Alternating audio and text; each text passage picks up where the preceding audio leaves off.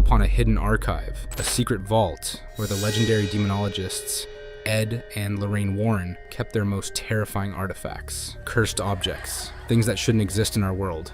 And I think I may have unleashed something truly evil. Beware. Once you see these things, you'll never sleep soundly again. The Crying Boy paintings. The Crying Boy paintings, mass-produced prints of tearful children, cast a long, chilling shadow. Whispers of a sinister curse followed them, a chilling legend that whispered of misfortune befalling those who dared to display them.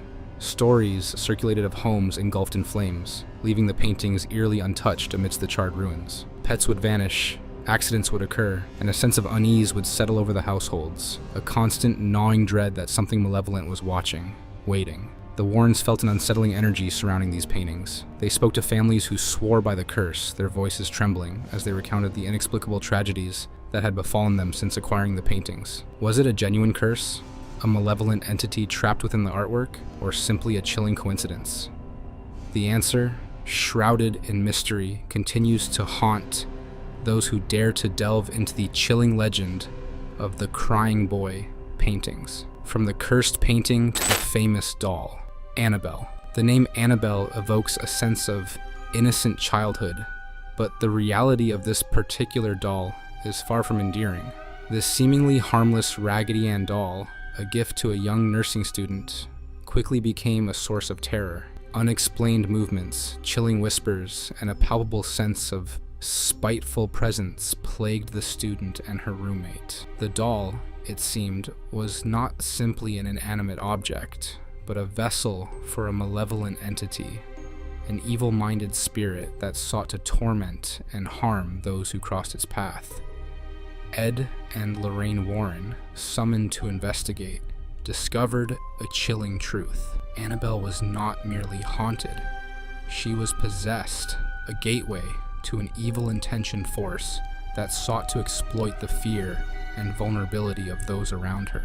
The Warrens, utilizing their expertise in the occult, were able to contain the entity, but the experience left an indelible mark on their psyche, a stark reminder of the terrifying power that can reside within seemingly innocuous objects. The haunted tapes were not mere recordings of sound. They were vessels for malevolent entities, each one a chilling testament to the dangers that lurked beyond the veil of our reality. Ed and Lorraine Warren, renowned paranormal investigators, encountered these audio artifacts during their investigations, their seemingly innocuous exteriors masking a sinister secret.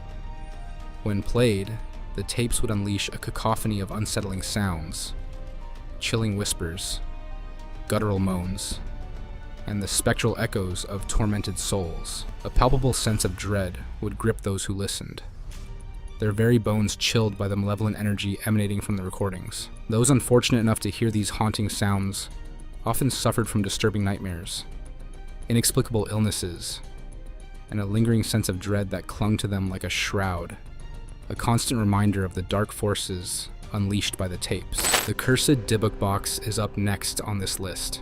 A seemingly ordinary wooden box held a sinister secret within its confines. Ed and Lorraine Warren were drawn into this mystery when a man named Kevin Mannis claimed to have experienced a series of terrifying events after acquiring the box. Unexplained illnesses, chilling nightmares, and an unsettling sense of dread began to plague Mannis and his family. Objects moved inexplicably, and a chilling presence seemed to permeate their home. The Warrens, sensing an evil force, delved into the box's history, uncovering a chilling tale of its origins and the wicked spirit, a Dybbuk, trapped within. Ed and Lorraine sensed the malicious presence clinging to the box, a chilling reminder of the darkness that can sometimes reside within seemingly innocuous objects. They conducted rituals to cleanse the box and banish the nefarious entity, but the experience left an indelible mark on the Warrens, a stark reminder of the terrifying power that can be unleashed when the veil between our world and the spirit realm is breached. The cursed Misha doll, a porcelain creation with an unsettlingly lifelike gaze, possessed a history that chilled the very soul. Whispers followed it, tales of a young child who had tragically met their demise in the home where the doll resided. Some claim the child's spirit had become intertwined with the doll, seeking solace or perhaps vengeance. The doll itself seemed to emanate a chilling aura, its vacant eyes seeming to follow every movement, a constant, unsettling presence in any room it occupied. Those who encountered Misha often reported unsettling experiences.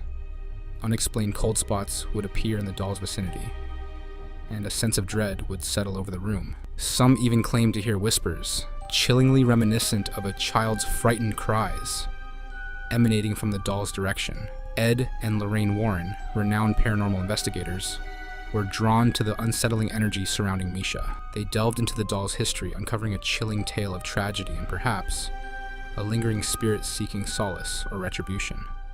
The Warrens, with their years of experience investigating the paranormal, sensed a malicious presence clinging to the doll, a chilling reminder of the darkness that can sometimes reside within seemingly innocent objects. Number 3, the satanic idol and the human skull. No way. No way a satanic idol and a human skull are haunted. No way.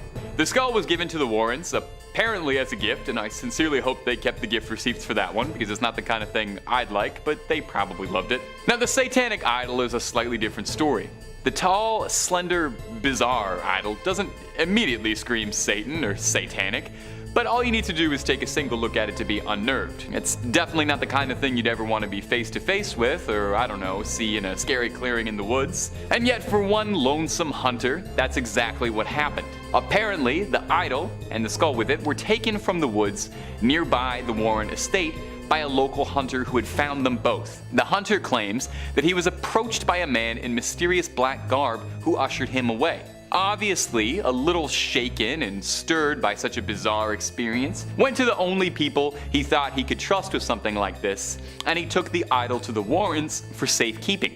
Now, after he brought it to them, Lorraine Warren fell deeply ill almost immediately after bringing the idol into their home, with no one able to correctly diagnose what was happening to her. Ed believed that his family was being targeted for welcoming the idol into their home. You'd think that a pair of story demonologists like this would have seen this coming, but you know, we all make mistakes. Lorraine recovered, obviously, and although no details emerged on how she did or what they did to purify and cleanse the idol, we can assume most likely it was probably blessed, exorcised, and doused in holy water of some kind. Otherwise, it wouldn't be fit to sit amongst their treasures. It now rests inside the museum, alongside all their other haunted relics, patiently waiting for Hollywood, where I've heard it's very open to hearing offers for a 3-picture deal and some spin-offs if that's on the table. Number 2, the organ.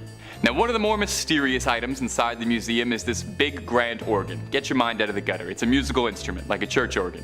The church organ was recovered after authorities seized a haunted house in Connecticut. Having close ties to the Warrens, the authorities asked if there was anything they might like to retrieve from the site. The house burned down mysteriously not even days after the organ was removed. Ed Warren, lover of all things haunted and a good bargain, had a great interest in this organ, and keeping of his self-imposed duty of controlling haunted objects, took it upon himself to take it home. Obviously this thing was cursed, obviously.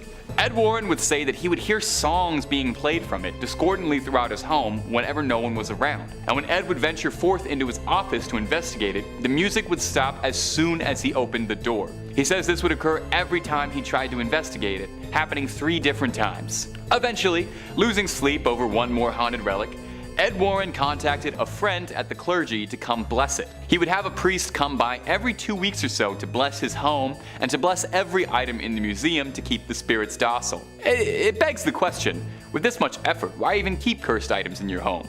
The organ at least seems benevolent, but Annabelle, the skulls, the satanic idols, why them? Well, Ed and Lorraine believed by keeping these items under supervision, it meant they were safe from outside interference and no one else would be put at risk. The pair feared that if any of the cursed objects were destroyed or damaged, then they could release the spirits back into the world, free to cause more mayhem. This same reason is why, despite the passing of the Warrens, the museum is still kept up and open and maintained. And also so, paranormal ghouls and goblins like us can go check out all this spooky stuff and get some fantastic Instagram stories out of it. Number 1, the Conjuring mirror. Hey, wait a second, there wasn't a particularly notable mirror in The Conjuring. Are you trying to fool me? It was a haunted music box. Well, you're totally right. It was a haunted music box. This is a different thing, unrelated to The Conjuring, but related to The Conjuring in the sense that it was owned by Ed and Lorraine. Give it enough time, this might be in one of the movies. Over the years, you've probably heard all sorts of superstitions regarding mirrors. I mean, I'm sure you've heard that breaking one is 7 years of bad luck. But there are some who say that mirrors can be used as portals to other worlds, and can be used as the stage for all manner of ritual. It's even been said this is how Nostradamus was able to peer so deep into the future. This desire caught the attention of one Stephen Zellner, a Connecticut native who wanted to try a little soothsaying of his own. He acquired the mirror and performed a ritual on the art of kleptomancy, dangling the mirror from a thread into a pool of water, where supposedly, if performed correctly, you'll be able to see visions in the reflections below. Well, as the story goes, for Zellner, it worked, and he saw brief glimpses of his future, but didn't see the spirits that had been kept inside the mirror, which he invited into his home, wreaking all manner of havoc on him. Doors would slam shut, drawers would fly open, objects would be hurled across the room, the poltergeist classics. Knowing that he'd invited something dark that he couldn't handle into his home, he reached out to the church for an exorcism and was referred to Ed and Lorraine. The pair exorcised the spirits back into the mirror, sealing them back.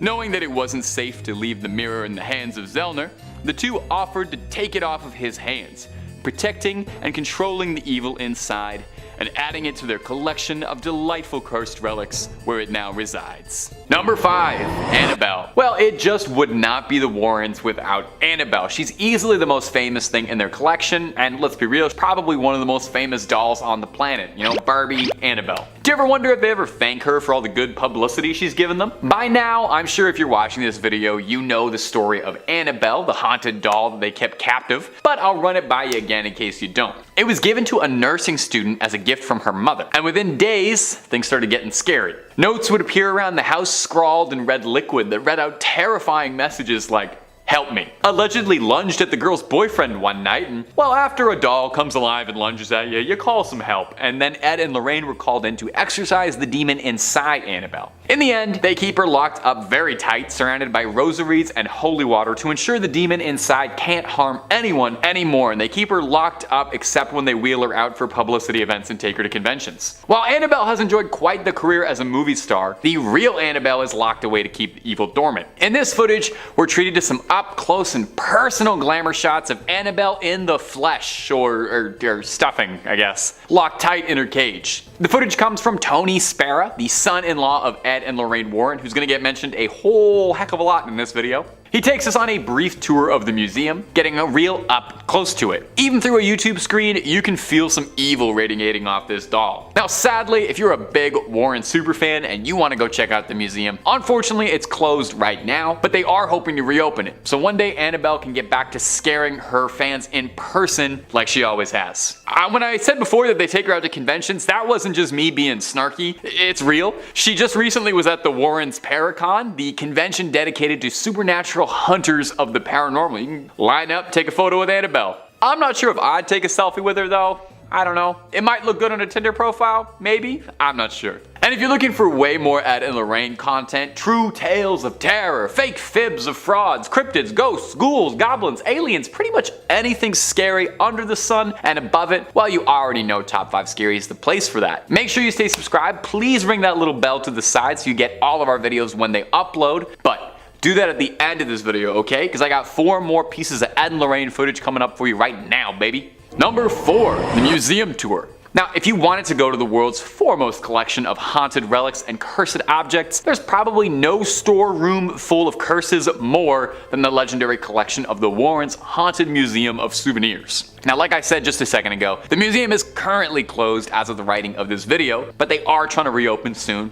You know, cross your fingers. But in the meantime, you can take a digital tour, as this footage posted by the Warrens' son-in-law, Tony Spera, shows Mr. Warren giving a guided tour of some of the more unique haunted artifacts resting in the Connecticut garage. Now the full video, definitely worth a watch if you're a big fan of the Warrens, since it's as close as you'll be able to get to walking around the museum these days. It's a full half-hour long of old Ed going into grand detail and recounting some stories about some of their more notable and famous cases. Shoutouts include the witch Hannah Cranna, an old Connecticut legend, or the Conjuring Mirror, which might sound like it has something to do with the movie, but very confusingly refers to a case where someone used this mirror in a ritual to try and summon a demon, a different demon. Ed talks briefly on some of their many cursed dolls and toys, such as a dinosaur from the Devil Made Me Do It case and film, and of course, no visit to the Warren Museum would exclude Annabelle. She's the star attraction of the place, probably what keeps the lights on for so long. She's shown under a tight lock and key, and Ed goes over the history of how they brought her in, and he touches briefly on the containment protocol for her, how she has to always be locked up in a storage box behind glass, surrounded by rosary beads and doused in holy water in an effort to keep the vile spirits tucked away. A small question: if a spirit is so powerful and malevolent that it's got this unspeakable ancient evil that attacks humans, wouldn't it be stronger than a pane of glass? Wouldn't it be stronger than a thin little thing of glass? I guess it's a doll, but I didn't think the solution to ultimate evil was to just put like a fence around it. That's what you do when like a dog is getting into stuff that you don't want them to get into. You just fence them out a bit in the backyard. Dogs, haunted dolls. Okay. In third place, we have a satanic idol. So this story began in 1991 when a deer hunter was walking through the woods in Connecticut, close to where Ed and Lorraine resided.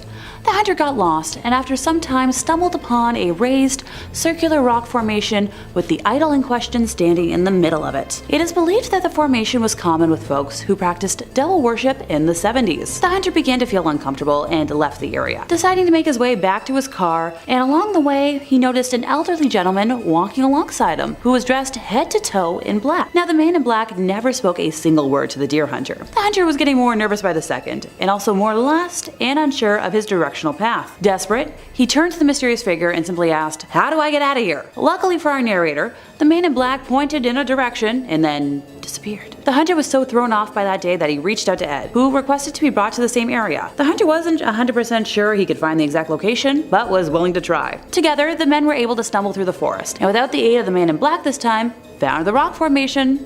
Ed removed the demonic idol from the area and placed it at home in his museum, and that's when things got a little weirder, because you know, a man in black spotting and weird forest stuff isn't weird enough for us. Approximately 3 days after removing the idol, Lorraine collapsed for no known reason, and she was transported to the hospital where no one could identify what was wrong with her. Thankfully, after 3 more days, she recovered. Red flag time! 3s and 6s are very popular numbers amongst the demonic scary people and things that you want to avoid. Ed believed that this was caused by the gentleman in black, who was believed to have been a high priest in a satanic cult, as a form of payback for removing the satanic idol. Now, this idol remains in the Warren Museum to this day, and honestly, I think it looks like a papier-mâché masterpiece of an alien, but please let me know in the comments if anyone out there has a different opinion. In second place, we have a shadow doll. So among one of the first haunted items visible in the museum to visitors is a shadow doll, which boasts bird feathers and a genuine human tooth. Unlike the other dolls included in the museum, I'd consider this creature more of a sculpture. Ergo, why she made her way to my list today. Also, she's just overall terrifying to look at. I'm calling it now. She better join the TV universe soon. So a shadow doll is a statue or deity of sorts that is made specifically for harm and to be used at the center of curses. I happen to know the steps for the most common curse, and while I'll leave out a step for safety, yes, I promise I'll elaborate. So the caster would first need to take a picture of the doll, write a curse on the back of the photo, and then send it to whomever the curse is aimed for. The person who receives the picture with the curse will sadly invite that curse into their lives. I'm thinking, oh, totally forgot. The doll will also appear in that person's dreams. While not too much is known about the origins of this specific doll, it was initially purchased in a vintage store under the assumption that it was, simply an antique. I have a couple of antique dolls myself, and I'm shuddering to think about what they would do if activated by any kind of curse. They've already got enough of a personality. Thanks. In our first place, we have a copy of Crying Boy. So when Bob Smith was a young child in the 70s, he became fascinated by a painting in his grandmother's house. The painting was a cheap print of a well-known piece and was hung on the living room wall. The photo depicted a boy who was a similar age to Bob, and for some reason, looked sad and downcast, with tears brimming from his troubled eyes. A few years after the painting went up on the wall, there was a devastating kitchen fire in the house. While the kitchen was destroyed, the rest of the house was undamaged. The painting was eventually sold in a garage sale to Ed Warren himself. For years it puzzled Bob why his grandmother got rid of the painting, until he read a series of articles about a cursed painting. Yep, that painting was The Crying Boy. That's the title of the painting. The Crying Boy was one in a series of paintings by artist Giovanni Bragolin that was completed in the 1950s. The series depicted young, teary-eyed younglings. While it may seem strange to want an image of a weeping child on your wall, the pictures proved popular all over the world. For example, in the UK alone, Over 50,000 copies were sold. The children represented were often poor and very beautiful. In total, Giovanni painted over 60 paintings, and up until the early 80s, prints and reprints of his images continued to be mass-produced. In 1985, the most popular tabloid newspaper in the United Kingdom printed a story that caused panic and ended the popularity of his work. The Sun published an article entitled "Blazing Curse of the Crying Boy," describing the terrible experience of May and Ron Hall after their home was destroyed by fire. The cause of the fire, much like Bob's grandmother's, was a greasy pan that overheated and burst into flames. The fire spread rapidly and destroyed everything on the ground floor of the home. Only one item remained intact: print of the crying boy on their living room wall. Distraught at their loss, the devastated couple made the bizarre claim that the painting was cursed, and it, not the pan, was the cause of the fire. Now, this tale probably would have disappeared into the archives of strange and mysterious stories, except for one, tiny thing. A firefighter claimed that he had attended at least 15 house fires where everything was destroyed except for prints of the crying boy, which would remain completely intact. So before long, this gathered momentum, and a rash of fires all over the world were blamed on the cursed child, not to be confused with the play that's currently running of the same name. In subsequent articles, the Sun went on to claim that a woman had lost her house to a fire 6 months after buying the painting. 2 sisters had fires in their homes after buying a copy of the painting, when one sister even claimed to have seen her painting sway backwards and forwards on the wall while it was happening. A concerned woman on the Isle of Wight attempted to burn her painting without success, and then went on to suffer a run of very bad luck. A gentleman in Nottingham who possessed a print of the painting lost his home, and his family was injured. A pizza parlor got destroyed, including every painting on their walls, except for the crying boy. When the Sun reported that even rational firefighters refused to have a copy of this painting in their homes, the reputation of the crying boy was damned forever. In all these cases, and many more that were reported, paintings of the crying boy went unharmed. Eventually, there was an image of a crying child by any artist in a house that went on fire. Now, some folks claimed that they experienced bad luck if they attempted to destroy or even get rid of the paintings, while others were convinced that it was only a matter of time before disaster struck them. The Sun eventually offered the frightened public a solution. On Halloween night of 1985, hundreds of the paintings were collected together by the newspaper and burnt under the supervision of the fire brigade. So, why would this seemingly innocent series of paintings be cursed? Theories ranged from the little boy being from a Romani family who placed a curse on the artist, to others claiming that the subject of the painting had died in a fire and his spirit was trapped in the art. The most enduring story claims that the boy accidentally set fire to the studio of Giovanni Bregolin. Simply put, wherever the little orphan went, fires mysteriously followed, earning him the name Diablo or Devil.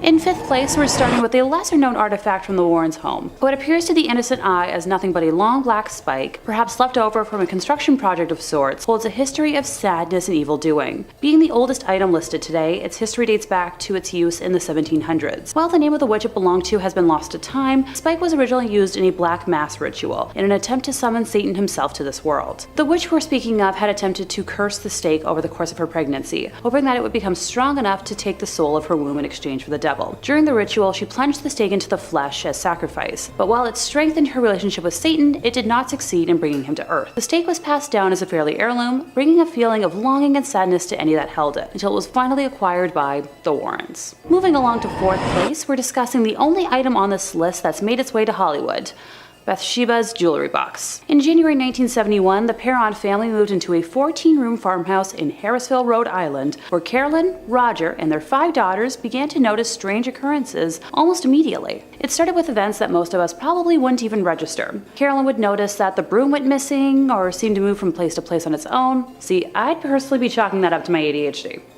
2 young girls of the home began to notice spirits around the house. Carolyn then brought it upon herself to research the history of the home and discovered that it had been in the same family for 8 generations, and that many of them had passed under mysterious or horrible circumstances. The most haunting spirit in the home is that of the witch, Bathsheba Sherman. Fairly well off, Bathsheba and her husband Judson had a son, Herbert L. Sherman, born when Bathsheba was approximately 37 years old. While the couple gave birth to 3 others, they weren't able to survive past the age of 7. One of the passings of a neighbor's child in her care drew public attention during a post-mortem examination, when it was determined that the fatal wound was caused by a large sewing needle that had been impaled at the base of the skull. It's believed that Bathsheba took offense to Carolyn moving into what she considered her home and wanted to take back that control. The most notable incident being one afternoon when Carolyn said that she had been lying on the sofa and out of nowhere felt a piercing type of pain in her calf, and then the muscle began to spasm. Upon examination, she noticed a puddle of blood at the point of impact. She checked for bees or anything else that could have caused the puncture in her leg, but found nothing. In her daughter's book, Andrea Perron described the wound as perfectly circle, as if a large sewing needle had impaled her skin. Now, if I were to summarize the entire hell the Perron family endured for the decade that they lived in what they refer to as the Old Arnold Estate, we'd be here for an hour.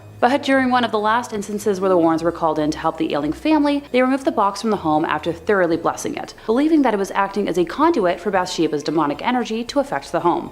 Moving on to our third place, we have the Conjuring Mirror. Unlike the last artifact on our list, this has nothing to do with the Hollywood franchise. Originally belonging to a 45-year-old New Jersey man named Oliver Birnbaum, it was used to practice a medieval ritual known as speculum, or mirror magic. He performed a lengthy incantation ritual known as a conjuring formula, inviting the spirit world to assist him in manipulating the future. In the beginning, Oliver saw very little in the mirror, other than the movement of blurred forms or quick little incidents that meant nothing to him. But the more he concentrated his attention into the mirror, the more control Oliver gained, and ergo, the more he could see. After performing this ritual obsessively for many months, he got to the point where all he had to do was state what he wanted to see and the desired image would appear, eventually being able to tune into the future whenever he wanted. He gained the ability to project people he didn't like into the mirror, singling them out for punishment or revenge. The unknowing victim would be shown in a future situation, and Oliver would will misfortune to that person, being able to see his justice occur in the mirror just the way he planned it. And while this sounds like a fun projection of one's imagination, these malicious acts would actually be carried out by inhuman spirits. In order to make a victim fall down the stairs, a spirit would either momentarily disorient the person, apport some grease on a step, or go so far as to give the victim a psychokinetic push. Eventually, Oliver neglected the part of the ritual where he had to give homage to Satan, and as a result, the evil he proposed for others began to occur to him, along with the spirits that he turned loose on his enemies, now infesting his own home instead. After about a week of torture, this man was so terrified that he called a prominent Catholic official and begged him to send a demonologist to his house. When the Warrens arrived at the address, they met a man frightened out of his wits, and rightfully so. Doors were opening and closing by themselves. Every minute, something would crash and break or bounce off a wall and smash. Ed was able to reverse the ritual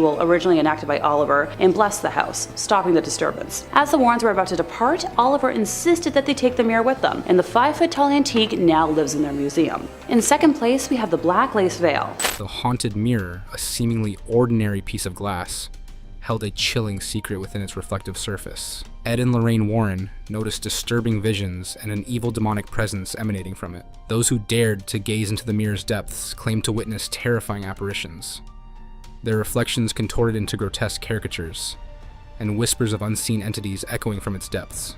A sense of dread would settle over the room, a chilling premonition of impending doom. Some who looked into the mirror claimed to see visions of their own demise, gruesome and terrifying glimpses into their own mortality. The Warrens, utilizing their years of experience investigating the paranormal, sensed an ominous presence clinging to the mirror, a chilling reminder that the darkness can sometimes reside within the most unexpected of places. They conducted rituals to cleanse the mirror and banish the very evil entity, but the experience left an indelible mark on the Warrens, a stark reminder of the terrifying power that can be unleashed when the veil between our world and the spirit realm is breached. The fate of the mirror, however, remains shrouded in mystery. The Warrens, fearing its potential to cause further harm, likely concealed its location, ensuring its evil cursed power remained dormant. But the possibility that it still exists somewhere, waiting to claim its next victim, remains a chilling thought. Ed and Lorraine Warren sensed an ominous presence emanating from a hand. Well, it wasn't just an ordinary hand, it was the Perron family witch's hand. The Perron family witch's hand was a chilling artifact, a severed hand allegedly belonging to Bathsheba Sherman, the possessed evil witch who tormented the Perron family in their Rhode Island farmhouse. The hand, a grotesque and disturbing object, was said to be imbued with the witch's dark energy, a conduit for her malevolent power. Those who dared to come near it reported feeling a sudden chill, an inexplicable dread creeping over them. Whispers of misfortune and ill luck followed those who encountered the hand, chilling tales of accidents, illnesses, and a pervasive sense of unease. The haunted organ. The haunted organ was a magnificent instrument of ebony and ivory, held a chilling secret within its intricate pipes. This musical masterpiece, once a source of joy and entertainment, had become a vessel for an evil presence. In the dead of night, the organ would erupt in a cacophony of eerie melodies, its keys seemingly dancing on their own, driven by an unseen force. The music, a chilling blend of mournful dirges and jarring dissonances, would send shivers down the spines of those who heard it, filling the air with a palpable sense of dread. Those who encountered the haunted organ often reported unsettling experiences. Unexplained cold spots would appear in its vicinity, and a sense of dread would settle over the room. Some even claimed to hear whispers, chillingly reminiscent of a child's frightened cries, emanating from the instrument's depths. The haunted crucifix is a case deeply rooted in the lore of Ed and Lorraine Warren, though its specific details remain shrouded in a degree of mystery. The Warrens encountered a crucifix that had become a vessel for a malevolent entity.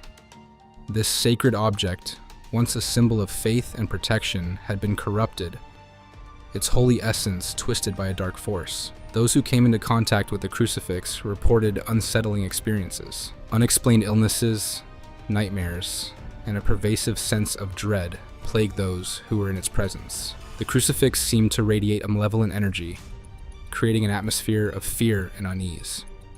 Ed and Lorraine Warren, utilizing their expertise in the occult, conducted rituals to cleanse the crucifix and banish the evil entity, ultimately restoring its sacred purpose.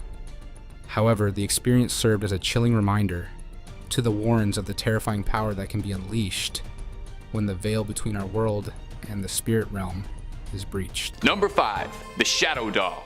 Upon entering the Warrens Museum, one of the first things you'll see is this frightening little shadow doll, made of bird feathers and real human teeth. The Warrens' son-in-law and current proprietor of the museum, Tony Spera, offers a bit of insight on the doll, saying it was originally acquired at an antique shop where it was being sold, and the owners of the shop, being none the wiser of the doll's evil, had it for sale. That's totally on the antique shop owners though. You come into possession of a doll made of bird feathers and human teeth, your first instinct should be to bury it with some rosaries, not stick a price tag on it, but I digress. The doll's curse works by taking a photograph of the doll, and when it develops, writing the curse you'd like to inflict and sending it to your victim. The person who then opens the envelope and sees the doll in the photograph will invite the curse into your home. The real question I have about the Shadow Doll is, do you think it is jealous that it's not the most famous haunted doll in the Warrens collection? I know I'd probably have a hard time sitting next to Annabelle all day while everyone comes to gawk at my movie star sister. No wonder the doll is cursing people. If you're having fun, drop a subscribe and catch new scary videos every single day. Number 4, the brick from Borley Rectory. A brick? Okay, you're running out of ideas and it's only number 4. Well, bear with me, okay? It's not just the brick, it's the story behind the brick. And besides, a brick is actually pretty scary on its own. It doesn't even need to be haunted. Just imagine it being thrown into a window. Bam, very scary. Anyway, this particular cursed brick comes to us from Borley Rectory, one of the most haunted houses in the United Kingdom, and I gotta say, possibly one of the worst named buildings in the country. Borley Rectory sounds like a horrible medical infection. Borley Rectory could be its own video based on all the alleged hauntings and stories that have taken place in its hallowed walls. Since the 18th century, it's been home to all sorts of reported hauntings. It checks off all the usual requirements for a haunted domicile. To name a few: unexplained footsteps, ghostly apparitions, bells ringing without reason, whispers of a headless monk that would wander the halls, horse-drawn carriages being commandeered by a headless horseman, seeing shadows, and one ghastly nun who just maybe served as the inspiration for the nun from the film The Nun. There is a lot going on at this haunted building. So, naturally, it's a great spot for two famed demonologists, and sometime in the 1970s, Ed and Lorraine Warren ventured out to the UK to investigate the Borley Rectory and see if maybe they could put a plug in some of this. Upon entering, Lorraine declared almost immediately that she could feel the presence of a nun's spirit. So the pair took some photographs, and after developing the photographs, lo and behold was the ghostly apparition of a nun in the corner. Now obviously the story of the film is much different, and in the film The Nun, the Warrens only really appear for a Thanos-style cameo at the end, But you never know, this could very well have been the inspiration for that character. The brick serves as a souvenir and a reminder of one more haunting in their storied logbook. In fourth place, we have a conjuring book. So one night, after returning home from a night out with Ed, Lorraine was reviewing the calls left on the answering machine when she found one from a distraught woman who introduced herself as a Mrs. Sandy Foster, who nervously described a very distressing situation and begged the Warrens to return her call. So even though it was like 12:40 in the morning, Lorraine immediately tried to call her back, and while the phone rang continuously, the connection was broken. Lorraine tried a few more times, going so far as to contact the phone operator and the operator's supervisor, who ran tests on the phone line and frustratingly didn't find anything weird. The next day, when the Warrens returned home from church, Lorraine immediately phoned the Foster home again. This time, Mrs. Foster answered the phone on the second ring and mentioned that the phone had never rang the night before, and Lorraine made the decision to go pay the Fosters a visit that afternoon. She and Ed arrived at around 2 p.m. and met not only Mrs. Foster and her husband, but also their 3 offspring, Abby, Joel, and Hannah, who had experienced most of the phenomena. Ed arranged his recording gear on a nearby table while Lorraine asked her permission to walk the house, which she was immediately granted. Mrs. Foster brought up that her daughter Meg, the 3 offspring Abby, Joel, and Meg, who had experienced most of the phenomena. Ed arranged his recording gear on a nearby table while Lorraine asked her permission to walk the house, which she was immediately granted. Mrs. Foster brought up that her daughter Meg had always been interested in the occult and had purchased a book on conjuring as a gift for Meg, and based off of the description Ed gave of it, I believe it was a copy of the Ars Goetia. Now Meg admitted to attempting to summon a few of the spirits in the book, but had lost hope because nothing had happened. Ed prompted further, asking for specifics on the experiences that had happened in the last week when only the younglings were home. So, let's set the scene. The boys were already in bed, and Meg had just taken a shower. After going downstairs to make sure the doors were locked and, the lights were off, Meg returned upstairs to the sounds of running water, and the faucets had turned back on without any human's touch. Now downstairs, the lights on the radio had turned back on as well. Meg went downstairs and watched the radio dial moving on its own. After turning it off again, she got halfway up the stairs when she felt an icy cold hand touch her on the shoulder, just for a second in the dark. Now Meg bolted up the rest of the stairs, into her room, shut the door, turned off the lights, and hid under her covers. Outside the door, sounds of heavy footsteps caused her to suddenly shake under her covers. And then, more noises joined in with the mysterious steps. A door downstairs slammed shut, accompanied by furniture being pushed around and crashing, almost as if an angry person had broken into remodel. When Meg was able to open her eyes again, she saw a silver light come out of the woods and glide into her room. The next thing she knew, some hand yanked her hair 3 times. Each time it pulled harder, until the 3rd time it made her eyes water. Now, she ran into her brother's room for safety, and he confirmed that he was also terrified by hearing the assorted unknown noises, accompanied by loud whispering he could not make out. The duo eventually gathered enough courage to call their parents at the home they were at, but by the time the adults returned, all of the paranormal action had paused, and they were convinced the offspring were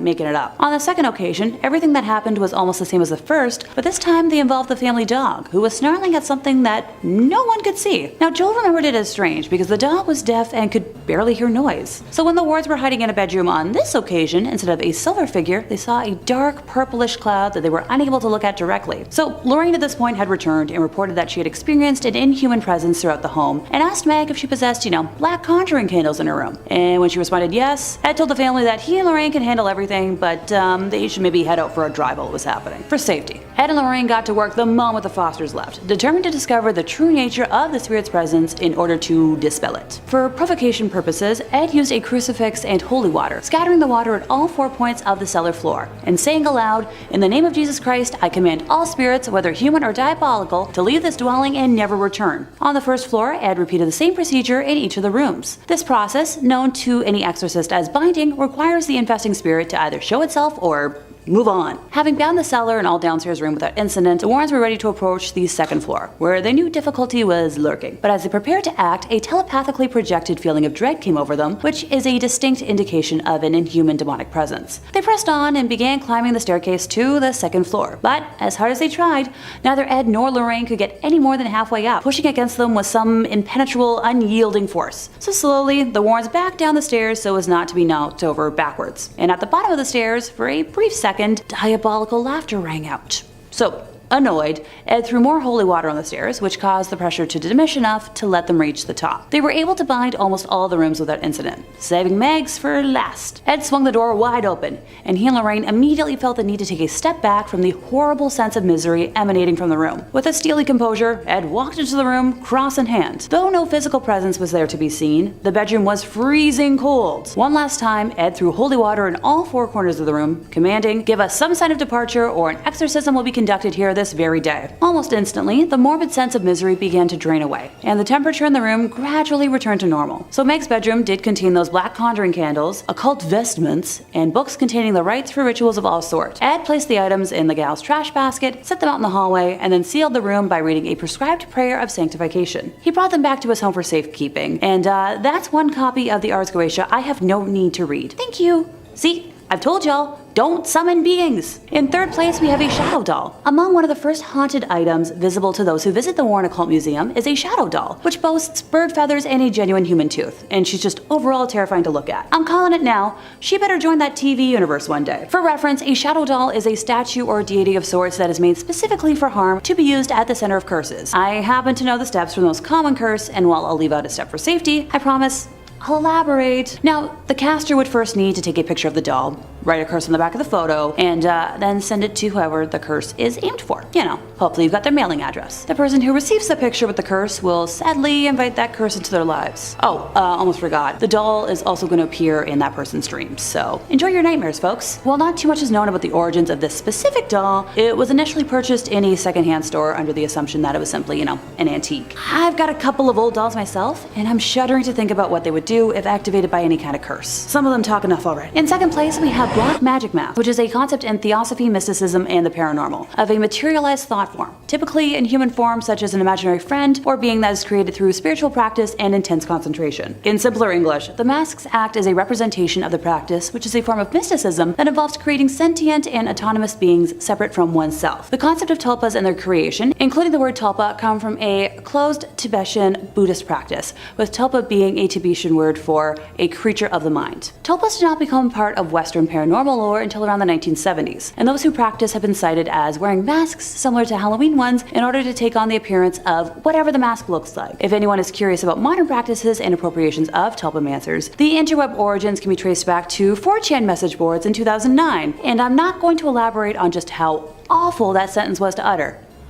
Oh, it gets worse. The communities gained popularity when adult fans of My Little Pony started discussing tulpas of characters from the Friendship is Magic television series. The fans attempted to use meditation and lucid dreaming techniques to create imaginary friends. Well, I think that about sums that up, don't you? In first place, we have the Black Lace Veil. So after one of their many public lectures, Ed was conversing with a couple that had been in the audience, where the boy introduced himself as Alan and explained that he'd brought his girlfriend Lonnie to the lecture because he suspected that she'd been overtaken by some occult influence. He explained that when his girlfriend became angry, her features would change into something resembling a wolf, and then the voice of a different person would speak from inside her. When Lorraine walked over to join the group, Lonnie experienced an episode of instantaneous possession and lurched out in an attempt to attack Lorraine. This incident terrified everyone in the vicinity, with the Warrens ending the audience chat session immediately, before Ed escorted the couple to an offstage room while Lorraine stayed outside. In the backstage room, the girl was fully under possession, breathing heavily, and her facial features had transformed into the wolf-like appearance the boy had talked about. After about 10 minutes, the possession passed, and Lonnie was lucid enough to explain,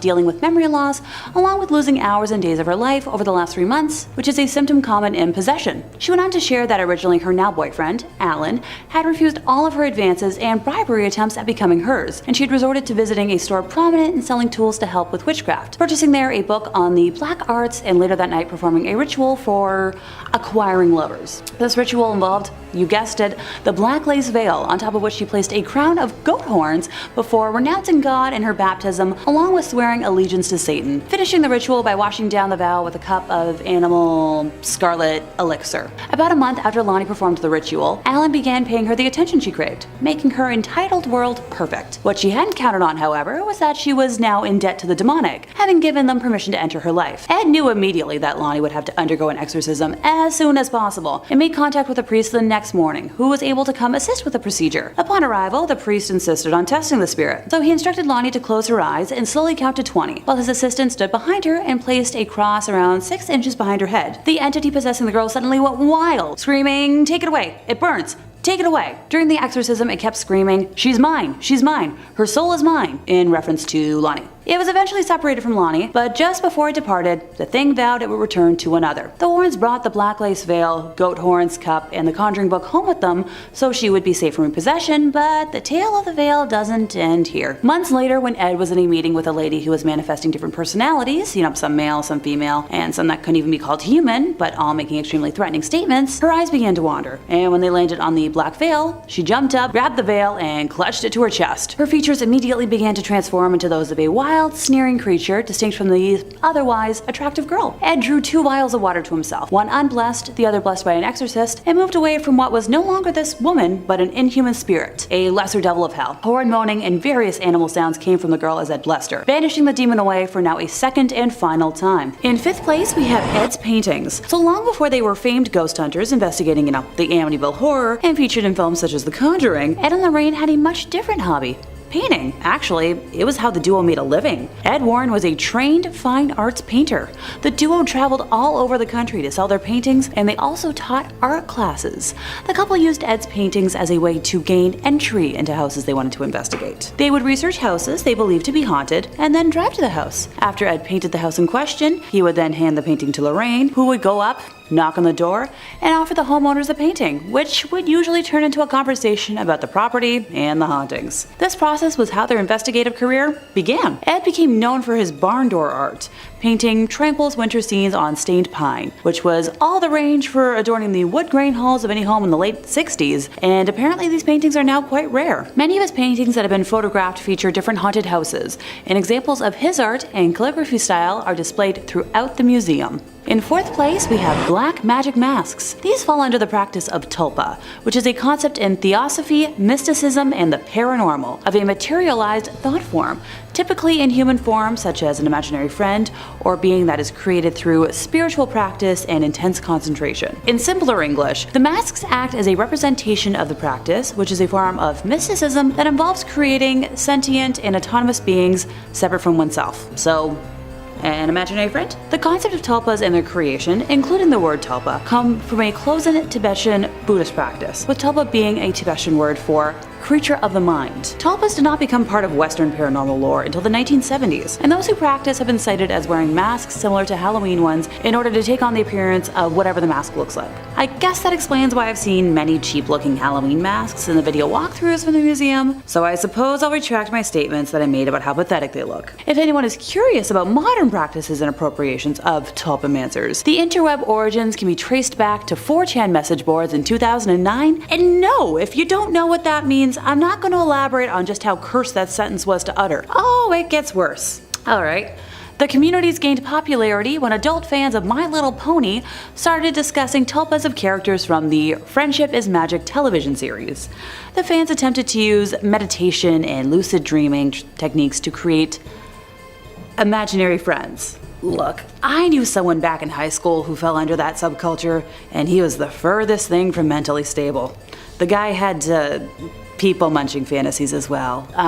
Time to move on before I get nightmares again. In 3rd place, we have a long black spike. So what appears to the innocent eye is like nothing but like a fence stake, perhaps left over from a construction project of sorts, actually holds a history of sadness and evildoing. Being the oldest item listed today, its history dates back to its use in like the 1700s. While the name of the witch it belonged to has been lost to time, the spike was originally used in a black mass ritual in an attempt to summon Satan himself to this world. The witch we're speaking of had attempted to curse the stake over the course of her pregnancy, hoping that it would become strong enough to take the soul of her womb in exchange for the devil. During the ritual, she plunged the stake into the flesh as sacrifice, but while it strengthened her relationship with Satan, it did not succeed in bringing him to Earth. The stake was passed down as a family heirloom, bringing a feeling of longing and sadness to any that held it until it was finally acquired by the Warrens. Knowing that the museum is technically closed, I worry if any vandals break in, the damage they could do with something that looks so unassuming, but it's so dangerous.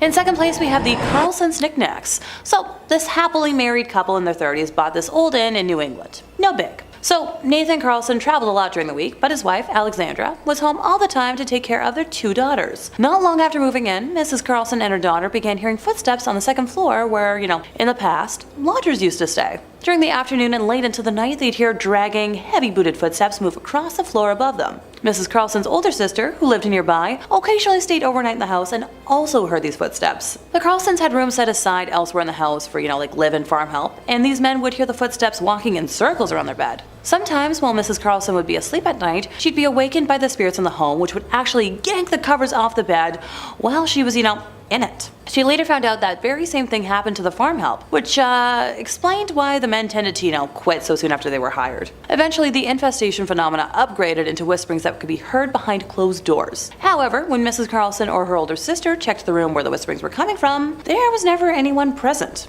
Although these spirits projected words that were often audible enough to be heard, the woman could never quite identify the language that was being used. And as time went on, the harassment continued. After the missus would straighten up the house, knickknacks and other little items would never be quite where she left them. Outside the house at night, lights would be seen in the attic, although there was no electricity up there. While painting a room one day, the heat was suddenly drawn away, and Mrs. Carlson felt a hand touch her shoulder. She said she became so angry that she threw the paintbrush in the direction where she believed the entity to be, and told it out loud, "I don't know who you are or what you want, but you're not gonna get me." Oh yeah, real smart. So this phenomenon went on almost daily, since this infestation had occurred in the house a long time ago. Exact date unknown. Both the kitchen and the bathroom water faucets would suddenly turn themselves on, full force at the same time. And on occasion, Mrs. Carlson would hear 3 knocks at the front door, which, that's a sign of an inhuman presence. But whenever she'd go to the door, there would be nobody there. On the second floor, a visitor reported seeing a snake on the window ledge after hearing 3 taps on the window, yet there was no nearby tree the reptile could have climbed. Ew, snakes, nope. Oh, it gets worse. While living in the house, the Carlsons had another spawn. And one night, while the missus was watching television in the living room, she suddenly heard a tremendous, powerful explosion. When she jumped up to check, thinking the furnace had kaboomed, she found the door to the infant's room violently torn open. Objects were still swinging and vibrating, and the temperature in the nursery was equal to a meat locker. Although the spirits in the home had evidently tried to kill the youngling, the little one managed to live through the experience. Thank goodness. However, when the spawn reached 3 years of age, Mrs. Carlson was walking past him as he played with some knickknacks from the living room, when he suddenly let go with a loud shriek saying, "You stepped on Beatrice!" So Mrs. Carlson put down the laundry she'd been carrying and asked, "Who?" To which he responded that Beatrice was his friend who told him what to do. Mrs. Carlson then told her son to ask Beatrice who she was, and after a pause he replied that Beatrice had told him to tell her that she's a witch. So the mom took away the items the boy was playing with and almost sent him into hysterics in the process. She tossed him into a basket in her bedroom closet, somewhere the boy was forbidden to go without her permission, and didn't really think about it until later that night when she was in bed by herself and saw a large black form in the room with her. She described the entity as being, blacker than the blackest night, moving slowly around the room, freezing her with fright. I swear I'm not a poet. Before the black mask went away, it transmuted into a globe of synthetic light about the size of a basketball, while producing a deafening roar, which she compared to a blasted furnace. This went on for many nights until the Warrens were called in, and like many other times I've mentioned today, took a tour of the home, blessed it, and realized the knickknacks were directly tied to the entity. Now, they've never described them in detail, so I don't have any clear photos to discuss today, but I'm assuming they're around the size of action figures if a 3-year-old was able to play with them. In first place, we have Bathsheba's jewelry box. So this is probably the most famous case on today's list. In January of 1971, the Perron family moved into a 14-room farmhouse in Harrisville, Rhode Island, where Carolyn, Roger, and their 5 daughters began to notice strange occurrences almost immediately. So this started with events that most of us probably wouldn't even register. Carolyn would notice that the broom went missing or seemed to move from place to place on its own, and the young girls of the home began to notice spirits around the house. Carolyn then brought it upon herself to research the history of the home and discovered that it had been in the same family for 8 generations, and that many of them had passed under mysterious or horrible circumstances. The most haunting spirit of the home is that of witch Bathsheba Sherman.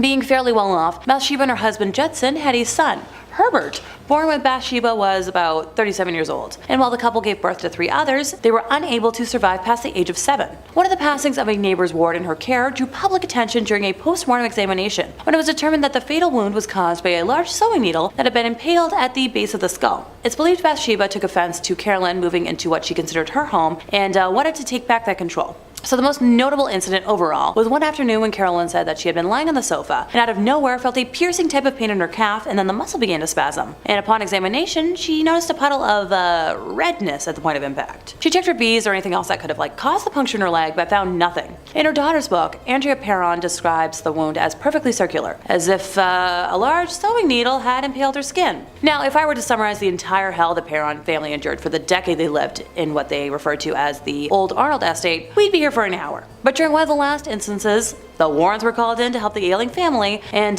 they removed a box from the home after thoroughly blessing it, believing that it was acting as a conduit for Bathsheba's demonic energy to affect the home, this being the jewelry box. Number 5, the White Lady Ghost. Among the Warrens' storied career of demonology was a peculiar case involving a local Connecticut legend, the White Lady Ghost of Union Cemetery. Whoosh, that's a doozy of a title. Can you just shorten that down? Just like a Union Cemetery ghost? There you go, 3 words. Anyway.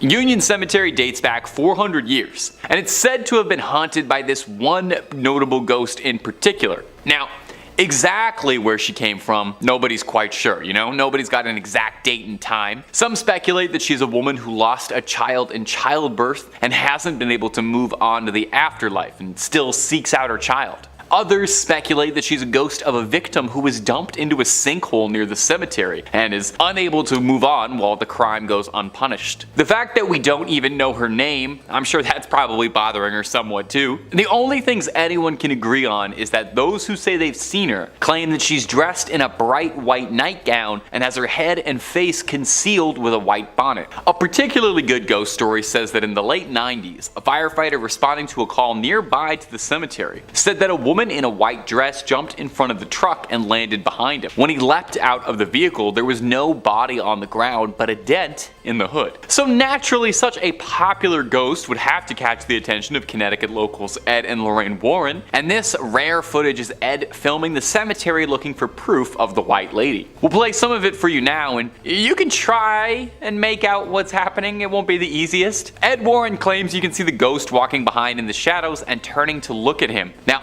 Ed Warren said that this evidence was so important it had to be locked away to be studied by the New England Society of Paranormal Research, but not to burst anyone's bubbles, it kind of looks to me like they locked it away because it's not really that impressive. You let me know if you could see what they were trying to get me to see, because personally I just see some blurry lights in a dark graveyard. But maybe I'm not opening my third eye enough. If you're looking for more ghost videos, stories of the Warrens, hauntings, possessions, exorcisms, and a whole lot more, Top 5 Scary has all of that and then some. So click through, please subscribe, please ring that little bell so you don't miss a single one of our videos, but do that at the end of this video, okay? Because I got 4 more Ed and Lorraine Warren stories coming up for you right now. Number 4, Ed Warren invoking a spirit on camera. Coming up next is this video uploaded by Tony Spera, the Warrens' son-in-law, on his personal YouTube channel. If you're a fan of the Warrens and you're not already, I would recommend subscribing to Tony Spera. He puts all sorts of Warren related clips up on the channel and it's fun.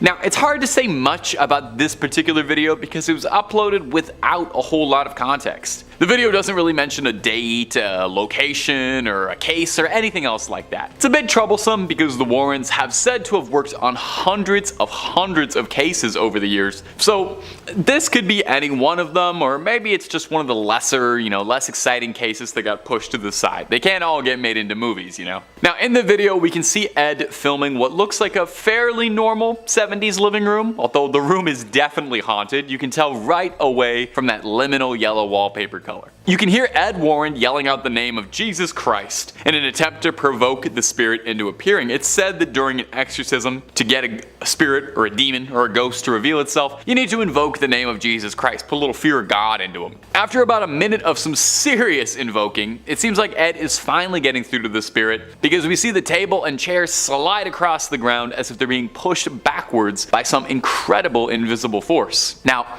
we don't really see anything more exciting or spiritual than the chairs and tables getting pushed, but that's pretty exciting nonetheless. There's not a ton of footage from the Warrens while they were, working the field, so it's pretty exciting to see whenever we get opportunities like this though. Of course, I do hear you saying this could just be faked. So is this the footage of a ghost caught on camera, or is this nothing more than a faked video to drum up some attention back in the day, like an original CGI hoax video on TikTok? Number 2, Scotland City under the city. Now, the Warrens' investigations didn't just take them on cross-country road trips to the United States. The Warrens visited a ghost in almost every state they claim, and then some. The Warrens' quest saw them traveling all over the globe in an effort to uncover truth and combat evil wherever it was found. In this recently uncovered footage, we can see a unique perspective from Lorraine digging underground in the secret vaults beneath Edinburgh. Under the ground is a series of large, cavernous vaults that were once used as a storage space for merchants, but when abandoned became home to Edinburgh's poorest,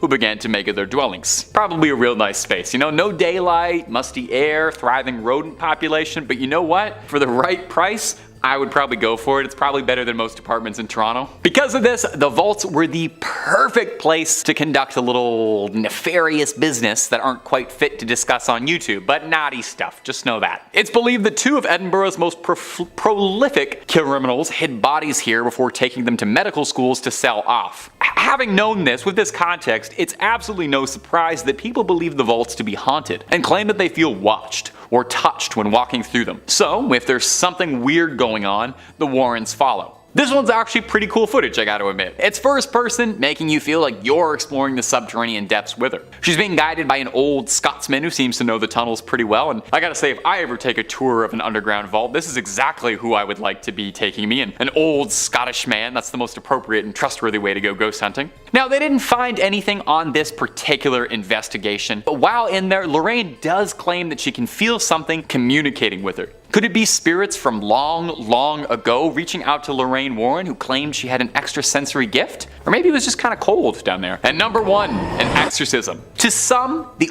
ultimate dream would be getting to ride up in the front seat with Warrens on one of their cases, getting to experience the paranormal firsthand under the tutelage of those who claim to have battled it their whole lives. It would be like if Obi-Wan Kenobi asked you if you want to go on an adventure with him. It'd be awesome. Well, hey, some people, they get to live their dreams every day. Like me, my dream was to stand in front of a camera and endlessly talk about ghosts and goblins, and it really is just the best. But a YouTuber by the name of Haley Reese got to live her dream when she met Tony Sparrow, the husband of Judy Warren, the daughter of the family, and Lorraine Warren, a bit before she passed away. She got blessed with a look into some never-before-seen footage of the pair of demonologists conducting fieldwork, namely an exorcism. Now, the person in the video has been blurred out to protect their safety, as, you know, it's one thing to be possessed by a demon, but doxing, whole other. We see Lorraine and Tony both fiercely conducting an exorcism, locked in spiritual warfare against a demonic force. We can hear Tony asking for the demon's name repeatedly, not because he's a friendly guy trying to make conversation, but because in order to properly drive a demon out of a host, you need to know its name. The name said, Beelzebub. Now, there is a little bit of a discrepancy whether or not Beelzebub and the devil are considered different entities, really depending on what book and depending on who you ask. Sometimes they are, sometimes they aren't. Either way, it's very bad news to have inside of you. Worst part is apparently that wasn't even the only demon inside there. It was like a clown car of demons inside one guy. Not enough room. Luckily, the pair was able to get all of the demons outside of them and banish them away. In 5th place, we have a cursed wallet. So this tale begins in October of 1972 when an officer at the United States Military Academy contacted the Warrens a day before they were scheduled to present a lecture to the cadets there, informing them that a curious security problem had arisen and, could they possibly help? Now, obviously they said yes, or else we wouldn't be talking right now. So the next day, at a little past 4 in the afternoon, they entered the gates of the academy and were escorted to the office of Major Donald Wilson. So the Major went on to explain how an unaccountable breach of security was occurring in the home of West Point's commanding general. Ed asked the Major if he knew the nature of the problem, to which the man replied that there was a ghost in the general's quarters. So the Warrens were soon escorted to meet the general and his wife, where they were directed into a sitting room, where the general explained that, well, nothing macabre had happened. A number of curious incidents had occurred without any kind of explanation. So, some background: in the basement of that building there is a private study that at the time was kept locked and secure, but no matter how many times the bunk in there was made up, it was always found ripped apart later. Upstairs, ghosts had been seen flitting about the house. Oh, and personal belongings and other important articles were regularly found missing. The man emphasized not stolen, but just missing temporarily. Later, all these stolen items would be found upstairs, neatly laid out on the dresser in the general's bedroom. So he asked Ed if this could be, caused by a ghost, and Ed confirmed that it was indeed a possibility, and probably like a human ghosty and not a demonic spirit. Lorraine offered to walk throughout the home to try and, establish where the spirit might be present, while Ed and Major Wilson headed for the basement with the key to the downstairs study. As usual, the bunk was torn apart as though someone had been sleeping in it. Well, nothing else was disturbed. So while Lorraine did her walk through the house, she picked up impressions of the powerful individuals who had spent time in the home in many, many years over the years, but hardly any sense of a mischievous spirit. She offered to enter a trance state later that evening, after the presentation, to attempt to contact the spirit, and the group, was like, alright, you do you, let's try this. So much later that night, after the events of the day, the group made its way upstairs to the MacArthur bedroom. All lights were turned off but one, and Lorraine closed her eyes. She described seeing a black man wearing a dark uniform with no markings who was overtaken with a sense of fear, guilt, and lack of acceptance. He told her that he'd been accused of killing and his cell was in the basement, but the army had exonerated him of that crime. He was very sorry and could not hold his sorrow any longer. He told her that his name was Greer and, spelled it out clearly for Lorraine, and she was able to convince him to pass over into the light. So after she exited her trance, Lorraine gave a complete description of the man and said at the end that he had simply vanished, and mentioned that he had left his wallet in that downstairs bunker. So the general is adamant that based on the uniform Lorraine had described, no black men had served at West Point during that time. But, he mentioned he would look into it and thank the Warrens for their time.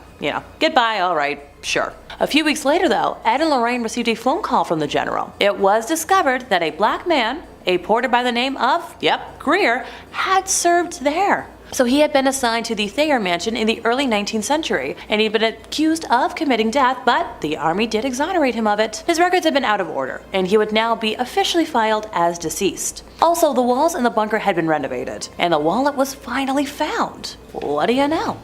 The army offered to mail it to the Warrens just to be safe, and it has stayed in their museum ever since. In fourth place, we have the Snedeker family rosary beads. And as you might expect, this true story begins in the witching hour, in the wee small hours of the morning. Because if rosary beads aren't scary enough. One night, very late at night, Ed and Lorraine were contacted by this family who had just moved into a house on Meriden Avenue in Southington. Specifically, the mother of the family unit and a niece who came to stay with the family were on the phone. And, so originally what they found and bought was a big and seemingly welcoming home. But what they didn't know when they bought it was that it was a former funeral home. Oh, and fun fact, the morticians at the funeral home were allegedly involved in necrophilia, or performing sex acts with corpses. And what used to be the showroom for the coffins was now where the younglings were. And just down the hall from that was the place where the bodies were prepared for viewing.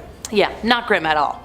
So the boys were the first to start talking about things they had seen and experienced, saying they were absolutely terrified, and the parents, chastised them at first for it, but the boys were so scared they started sleeping on the floor in the living room. Among the sounds they would hear were the sound of chains pulling the coffins upstairs, and there were no more coffins in the house. So the woman who called the Warrens were terrified, with the niece in a small bedroom in the back of the house, and the covers on her bed were levitating around her like there was a fan blowing them around. Lorraine said while the mother was on the phone with her, even more bizarre events started happening. So remember those rosary beads? Yeah, she had them in her hand, and while she was speaking, the beads were actually being pulled apart and falling to the floor. Lorraine and Ed went over the next morning with the family's parish priest, and a blessing of the house seemed to do absolutely nothing to calm things down. And that's when the Warrens decided to call the bishop's office. So the church eventually sent an exorcist, which seemed to sort of do the trick, but not before one last hurrah from whatever the heck was believed to be haunting the house, because demons don't like to give up without a fight. There was this huge tree in front of the house, and half the tree, with no wind, broke off and fell on the property. The family moved the heck out of Dodge a short time later, and Ed and Lorraine kept the rosary beads that had been pulled apart, because if a demonic spirit can touch a Catholic relic, that means it's been infested with something absolutely awful, and they didn't want to risk the beads spreading throughout the world and causing even more damage.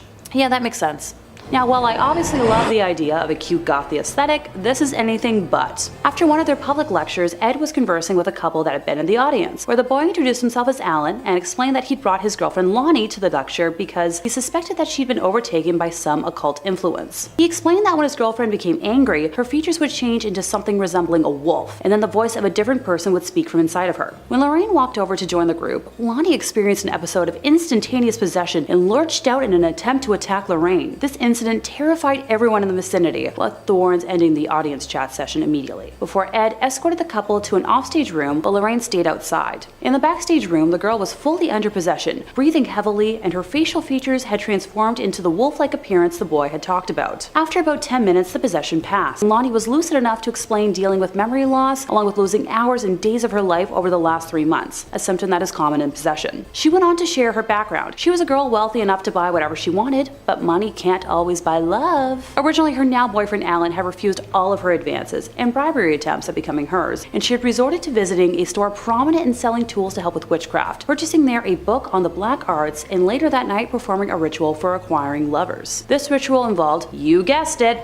the black lace veil, on top of which she placed a crown of goat horns before renouncing God and her baptism, along with swearing allegiance to Satan, finishing the ritual by washing down the vow with a cup of animal life force. You know, simple stuff. About a month after Lonnie performed the ritual, Alan began paying her the attention she craved, making her entitled world perfect. What she hadn't counted on, however, was that she was in debt to the demonic, having given them permission to enter her life. Ed knew immediately that Lonnie would have to undergo an exorcism as soon as possible and made contact with a priest the next morning, who was able to come and assist with the procedure. Upon arrival, the priest insisted on testing the spirit. He instructed Lonnie to close her eyes and slowly count to 20, while his assistant stood behind her and placed a cross 6 inches behind her head. The entity possessing the girl suddenly went wild, screaming, "Take it away! It burns! Take it away!" During the exorcism, it kept screaming, she's mine, her soul is mine," in reference to Lonnie. It was eventually separated from Lonnie, but just before it departed, the thing vowed it would return to another. The Warrens brought the black lace veil, goat horns, cup, and the Conjuring book home with them so she would be safe from repossession. But the tale of the veil doesn't end here. Ed received a phone call one day from a man named John Rand, who wanted him to meet his daughter Charlene, who he explained possessed a natural knowledge of what he took to be witchcraft. When she stared at people, even when they weren't aware of it, she'd fill their mind with inhuman terror. John called Ed specifically because Charlene was manifesting different personalities, some male, some female, and some that couldn't even be called human, but all making extremely threatening statements to John and his wife. Upon bringing Charlene to various doctors and clergymen, they recommended John be put in contact with Ed, and Ed agreed to have the girl and her father visit his home the next weekend. When Ed attempted to shake Charlene's hand upon meeting her, she backed away and stared distressfully at him, keeping track of every move he made. His attempts to question her resulted in no-end answers, and her eyes began to wander about the room in boredom. When they landed on the black veil, Charlene jumped up, grabbed the veil, and clutched it to her chest. Her features immediately began to transform into those of a wild, sneering creature distinct from this otherwise attractive girl. Ed drew 2 vials of water to himself, one unblessed, the other blessed by an exorcist, and moved away from what was no longer Charlene, but an inhuman spirit, a lesser devil of hell. Horrid moaning and various animal sounds came from the girl as Ed blessed her, banishing the demon away for now a second time. These items have since been locked away in the museum. And finally, in first place, we have the Ouija board recovered from the Donovan household. 15-year-old Patty Donovan came across the Ouija board and decided to use it to find a friend. From the first yes in response to her queries, Patty was hooked. She spent months falling in love with a spirit she believed to be in love with her, telling it intimacies about her everyday life. After about a year of telling all of her secrets to the board, Patty had become emotionally dependent on the spirit, asking it one night to reveal her future. During the very long session, it laid out a scenario of Patty's life for the next 6 years, providing specific details, right down to the date of the birth of her first child and the fact that she would have a total of 3 children by 1978. All information that would eventually prove true. Being as dependent as she was, on the evening of March 2nd, Patty now pleaded for the spirit to manifest. The next morning, Theodore Donovan found the spark plug wires pulled out of his car, the rubber hoses unfastened, and the fan belt cut out when he was attempting to start his vehicle. Not much later, Patty attempted to start her car. It was discovered later that the internal engine had been completely disassembled. That week, other incidents of apparent vandalism occurred around the Donovan house. Foundation shrubs were yanked out of the ground, roots and all. On the roof, a 6-foot cast iron pipe, which held electrical wires, was found bent at a 90-degree angle. On Friday, March 8th, Ted marked 1 flat on the kitchen calendar. No sooner did Patty get her car back from the shop than one of her other tires lost air. The next day, Saturday, her father made the same entry on the calendar, although this time it seemed the tire had been cut with a knife. In the meantime, Patty could no longer raise her invisible boyfriend on the Ouija board. Night after night, she tried to communicate, but the planchette would simply slide over to goodbye. She had no idea that her ethereal beau had actually manifested, in the form of a supernatural vandal. By the second week of March, material damage to the house and cars had become so troublesome that Ted had complained to the police. When they arrived, he pointed out the destruction done to the garden plants and shrubs, the exterior of the house, and the apparent intrusion into a locked garage to puncture the tires and tear engines apart. Before leaving, the policeman assured Ted that they'd keep an eye on the property during night patrols. Later that second week, after work, Ted and his wife Ellen were sitting in the kitchen with their son Brian when all 3 heard something smash against a wall somewhere inside the house. Cautiously moving to investigate, they found a gaping 18-inch hole in the plasterboard wall in Brian's room. Just as upsetting was the fact that the jagged edges of the plasterboard were pointing inwards, with the blow coming from inside the walls. Listening in the dark that night, Ted heard the sound of a board being pried loose, but after checking the entire house thoroughly, found no loose boards. The house was further plagued by loud noises every night that only escalated in frequency and volume, along with further unexplainable damage to the walls. On April 1st, furniture began to levitate, with a 250-pound dresser flinging its contents while flying erratically. Rocks had also begun to rain from the sky, pelting only the Donovan house, which the police bore witness to. Ted eventually broke down at work and explained the horror of his to his supervisor, who urged him to reach out to the Warrens. Ted instead instead tried moving his family into a hotel at first, and the spirits followed the family there, destroying the room and making so much noise that the family was thrown out of the hotel and forced to return home. Finally contacting Ed and Lorraine, they arrived in Maine as quickly as they were able to, finding the home in complete disarray. Lorraine said nothing, although at the time she sensed in the home the presence of entities so numerous and threatening that she had to fight with herself to keep from going back outside. After a lengthy tour of the house, Ed and Lorraine conducted an interview with the entire family, where Patty's history with the Ouija board was revealed. The Warrens then contacted the Catholic Church to begin the process for an exorcism to be granted, which sadly took a month. The family experienced many more unexplainable horrors during that time. Oh, let me know in the comments if you'd like me to go through their entire story in another video. After the exorcism took place on May 2nd, the family was finally free of the demonic torment, but left with over $5,000 in damages to their home, which would be over $30,000 in today's money. Number 5. The Book of the Sacred Magic of Abramelin the Mage. The Book of Abramelin, or more formally, the Book of the Sacred Magic of Abramelin the Mage, is an old Jewish magic text that is thought to date back at some point in the 14th or 15th century. Now, it wasn't the initial publication of this book that gave it its notoriety. Instead, it was when it was 19th and 20th century magicians who were in the Hermetic Order of the Golden Dawn, which is a British secret society dedicated to the practice, research, and upholding of old occult magic ways. But hush hush, you didn't hear that from me. One of the founders of the Golden Dawn, S.L.M. Mathers, created the first ever English translation of the book in the 1890s, drawing from a previously established 17th century French translation. Now, Mathers' translation quickly became the definite magic text of the 19th century, eventually helping inspire Aleister Crowley to inspire his system of magic, the legendary occultist and fixture of one of the best Ozzy Osbourne songs ever. That solo still goes, man. Now, there's all kinds of spells and magic inside this text. Some real highlights include spells on how to conjure somebody and turn them into a donkey, how to summon a monkey to do your bidding, that sounds great, and how to bring forth spirits to fetch you goods. The big key point in this text, however, is an epic, multi-month spanning ritual that, if performed correctly, will allow the sorcerer to commune with their own guardian angel. The book theorizes that everyone has a guardian angel and that they are another part of their essence, a spiritual other half of yourself. The ritual involves, I don't know how to say this politely. You have to, they say you have to get blissfully intimate with your other half. Once the honeymoon period is over, the caster then has to summon up and conquer unredeemed spirits of the infernal regions of hell to conquer them, and then they'll be able to master the spirit domain. That sounds like a lot of irredeemed spirits. I hope my angel might help out a little bit with that. This all sounds very complicated, so all things considered, maybe it's for the best that this one's locked away. Seems like heavy reading, not before bedtime. And if you're looking for more true tales of terror, fake frightening fribs, cursed relics, ancient evils, aliens, cryptids, conspiracies, ghouls, goblins, and pretty much everything spooky you can think of, Top 5 Scary is the place to be. Stay subscribed, but way more importantly, stay scared. Okay, let's keep going. Whole lot more video to get through. Number 4. Book of Soiga. The Book of Soiga, also known by a more complicated name, the Alderia Siva Soiga Vocor, is an occult text that hails back from the 15th century. I'm pretty sure just saying that name out loud in front of the camera, I probably caused a curse on the office, so I'm sorry about that. This text would have been lost to time, just another forgotten cursed manuscript, if it weren't for the obsessive efforts of John Dee, a 16th century polymath who had his hands in just about every field of study. Polymath is a fancy word for a guy who studies just about everything, and Dee practiced chemistry, physics, astronomy, and also the occult. You know, there's always more to learn, right? Mr. Dee was particularly interested in contacting angels to learn the secrets of the universe. And this book contains a litany of recipes for magic spells and all sorts of writings on demonology and astrology, but most importantly, and what caught Mr. Dee's attention, is that the book is said to include the names and genealogies of all of heaven's angels.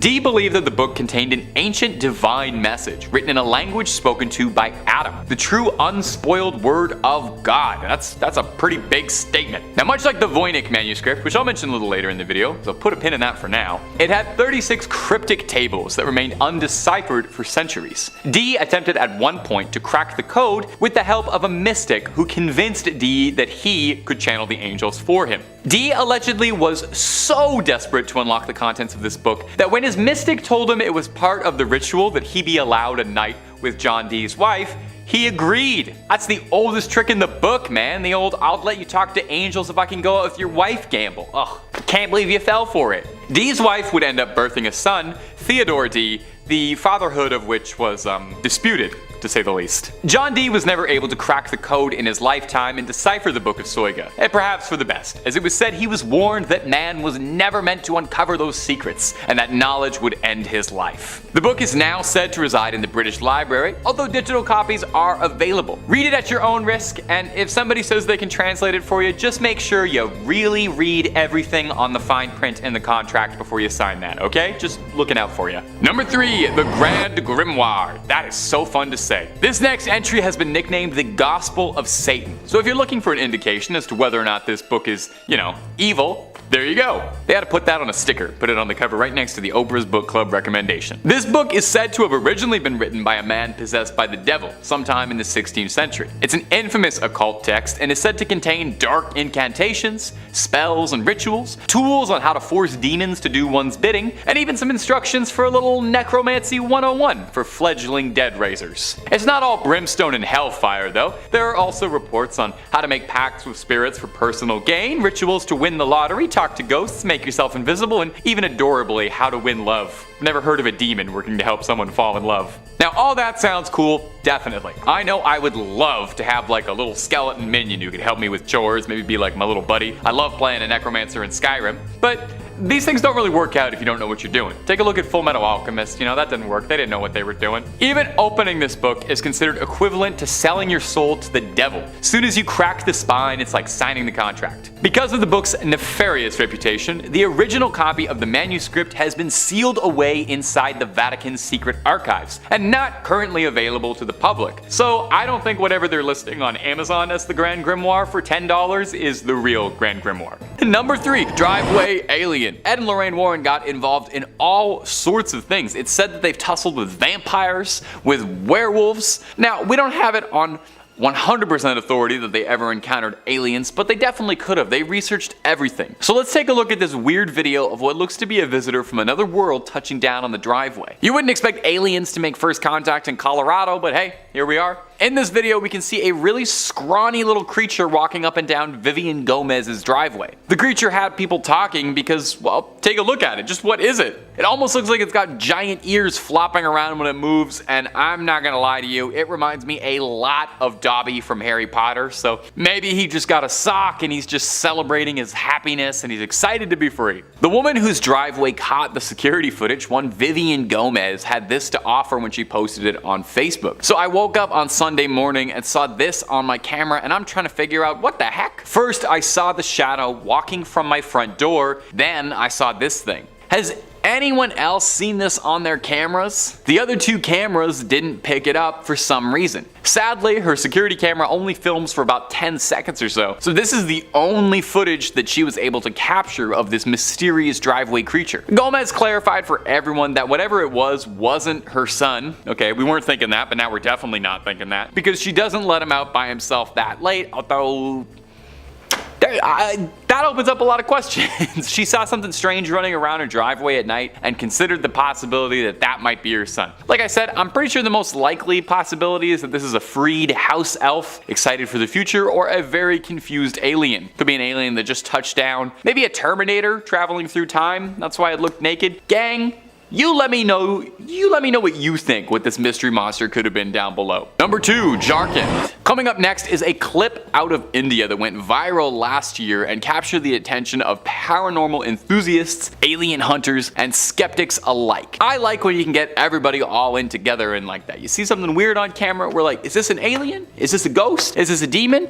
I'm not sure, but let's all take a look at it. A strange humanoid-like figure was spotted walking across the road in India, confusing everybody. Whatever it was filmed walking alone steadily on a bridge at night in Jharkhand in eastern India, staggering around through the night. Now the thing looks human, and my brain initially is like, yeah, that's a human. But the more you look at it, the more you start to wonder if maybe, just maybe, this might have crawled out of something. This creature is gangly, and it has these long arms and long pale white skin and very skinny, and it looks like something out of Silent Hill. Motorcyclists were swerving out of the way of this figure, which stops and stares at them for a bit before continuing to stroll onwards. Now naturally, this got people talking, because it's not every day you see a terrifying pale figure like that. More than a few people suggested that it could be an alien walking around the streets at night, explaining why it seems so confused. Others suggested that it could be a ghost, which would be pretty spooky. I would say it does seem like it's physically present. It seems like it's physically on the road, so I'm not 100% that it's a ghost. And finally, there's the realists, who have suggested that this could just be someone who had a long night and is lost and on all the substances right now, just trying to get a good night's sleep. As far as I know, no one has cracked this case, certainly not Ed and Lorraine Warren,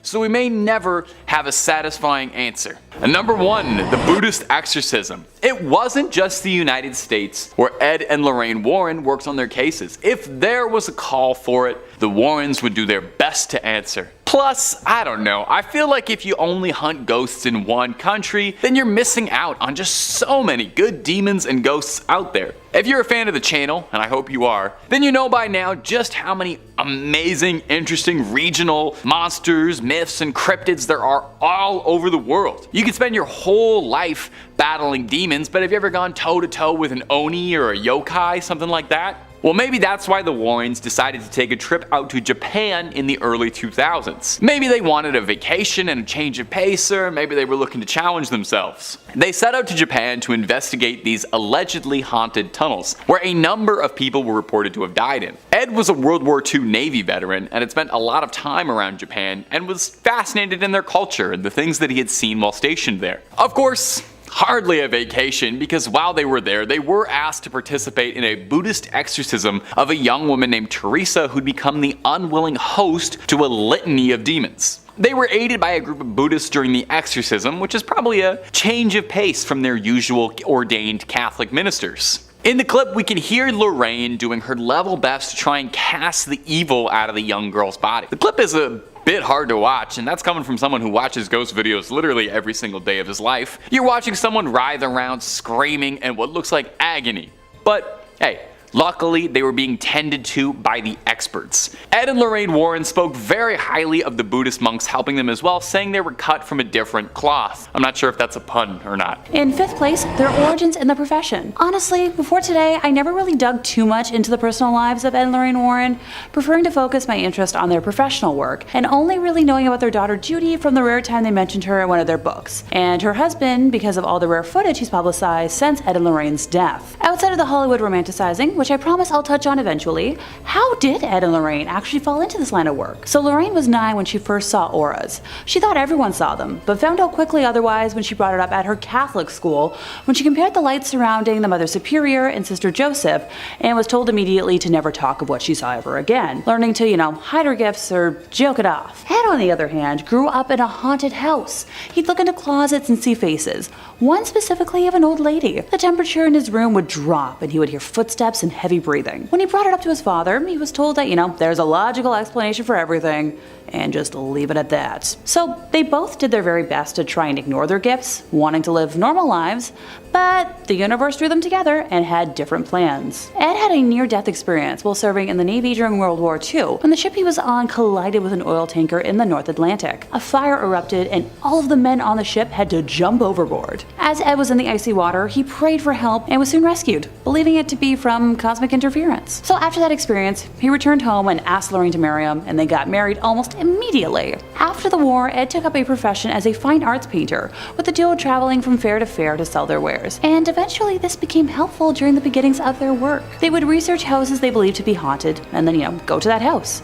After Ed would paint the domicile, he would hand the painting to Lorraine, who would knock on the door and offer the homeowners the painting as, their ticket into the house. Once she struck up a conversation with the homeowner, they would learn more about the property and hauntings, if there were hauntings, that is. At one house, which already had, some local notoriety as a supernatural hotspot, Lorraine went into spontaneous trance and claimed that this is where she learned not to fear death. I thought there was more to that. In fourth place, we have the White Lady hoax. Just so we all have the same context going into this, the White Lady is the name of the ghost that haunts the Union Cemetery in Easton, Connecticut. So most locals believe her to be the ghost of Harriet Seeley, whose young son passed shortly after being born, with Harriet herself passing soon after. Legend believes she may have died in hopes of finding her son, and still wanders their final resting place searching him out. Other folks believe the White Lady is the ghost of a woman from the 1940s who killed her husband and later herself and is, doomed to wander the graveyard. Her physical description is the one thing that remains consistent.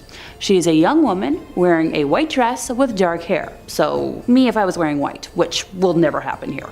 I promise you that. It seems as if she enjoys scaring the daylights out of the living, which, once again, my kind of gal. Many who have witnessed her believe that they have almost hit her with their vehicle, only to find no trace of her once they pull over. Others claim they have often seen her hovering slightly above the ground around the cemetery, going back and forth amongst different gravestones. Now, Ed Warren was obsessed with her and has gone on record as being, determined to capture footage of her on film. Once he was able to do so, he kept the tape for himself. Yeah, he hoarded that tape like it held the secrets to the universe, or, like he was the US government with all the proof they have of alien life. He allowed a select few people to view it while, it was being held in his personal archives, and none were ever allowed to further analyze it on their own time. I'm raising an eyebrow right now in suspicion. And once again, if I had a red flag, I'd be waving it right here. So, since the passing of both Ed and Lorraine, their son-in-law, Tony Spera, has released the footage in its entirety to YouTube. The tape shows an apparent white human figure moving behind some tombstones. Similar to videos of UFOs, Bigfoot and the Loch Ness Monster, the figure is at that perfect distance and resolution so a shape can be seen, but we don't have any details that could lead to a definitive identification. A woman named Judith Penny, who I will discuss in more detail later, has said she helped Ed maintain his reputation as a ghost hunter. So what does that mean? So when he claimed to have captured the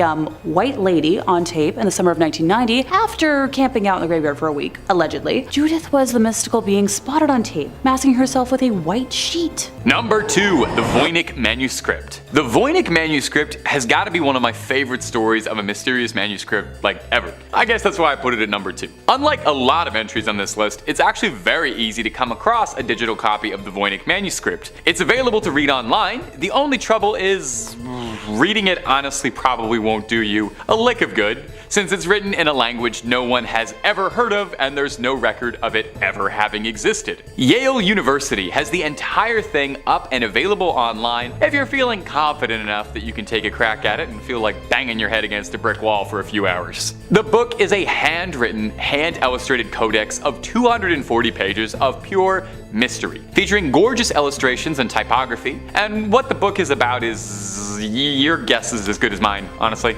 Carbon dating suggests that it stems from the 15th century, and analysis of the style of the text and illustrations within suggests that it could have been penned during the Italian Renaissance. But just about every single aspect of this thing is shrouded in mystery. We don't even know what it's truthfully called. The Voynich manuscript is the name it was given after the initial owner, Wilfred Voynich, purchased it in 1912 and brought it to public attention for the first time. Sorry, not the first owner, I'm sure several other people owned it before him. As such, the language inside the book is occasionally referred to as Voynichese. Now, some pages are missing, lost to time completely, and the pages we do have are just a puzzle. Some are foldable sheets of various sizes, some pages have wondrously drawn diagrams or illustrations showing things like plants, some fictional, some real, and astrological symbols, drawings of people. Over the years, there have been several efforts to try and decode and document the book and figure out just what it is. A prevailing theory, admittedly a boring one, is that it's a guide to botany written in a mysterious script, a forgotten language,